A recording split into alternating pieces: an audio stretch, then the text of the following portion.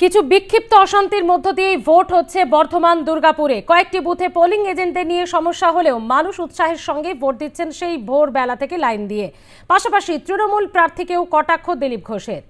বর্ধমান দুর্গাপুর কেন্দ্রে সকাল থেকে বুথে বুথে ঘুরছেন দিলীপ ঘোষ। আমরা কথা বলবো দিলীপ ঘোষের সঙ্গে। দিলীপ দা, কেমন দেখছেন ভোট, কেমন হচ্ছে?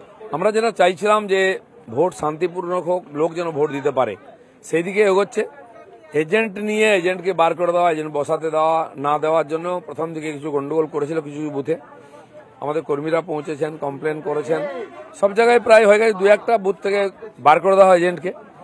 বাকি জায়গায় ভোট ঠিকঠাক হচ্ছে, লোক খুব উৎসাহের সঙ্গে ভোট দিচ্ছেন। দিলীপ ঘোষ কিছু বলা মানে প্রচার পর্বে আমরা দেখছিলাম একেবারে ভাইরাল। আজকে কিছু সেরকম থাকছে? খেলা কেমন হচ্ছে? না, খেলা আগেই হয়ে গেছে। আপনারা দেখছেন এত পিসফুল ভোট বর্ধমানে কেউ দেখেনি গত 5-7 বছর, যেটা হয়েছে এবারে।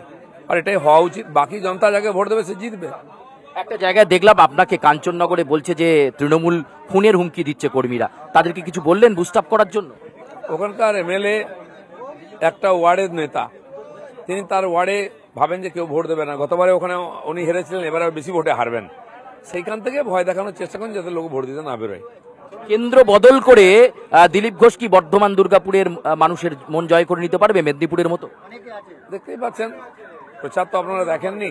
আজ যেভাবে শান্তিতে ভোট হচ্ছে বর্ধমানের লোক বহুদিন দেখেনি। বিশেষ করে আজ বসে আছি আমি এই সাতগেছিয়া মন্তেশ্বরে। গতবার অনেক ভোটে হেরেছিলাম আমরা, প্রচন্ড হিংসা হয়েছিল। বার হতে দেওয়া হয়নি ভোটারকে, ভোট দিতে দেওয়া হয়নি। এবার কিন্তু সবাই ফ্রি ভোট দিচ্ছে। আপনার কাছে শেষ প্রশ্ন, কীর্তি আজাদের জন্য কোনো বার্তা? উনি আবার ক্রিকেট খেলছেন দেখলাম। উনি গতবারে এতে ধানবাদে এসেছিলেন, ঝাড়খণ্ডে লড়েছিলেন, জামানত বাজেয়াপ্ত হয়েছে। এবার বাংলায় এলেন, সব ইচ্ছা পূর্ণ হয়ে যাবে, আবার ভাগলপুর চলে যাবেন। একেবারে আমরা কথা বলছিলাম দিলীপ ঘোষের সঙ্গে, ভাগলপুর ফিরে যাবেন কীর্তি আজাদ। একেবারে কটাক্ষ দিলীপ ঘোষের। ক্যামেরায় কৃষ্ণেন্দুর সঙ্গে সুচারু, আর প্লাস নিউজ, বর্ধমান দুর্গাপুর।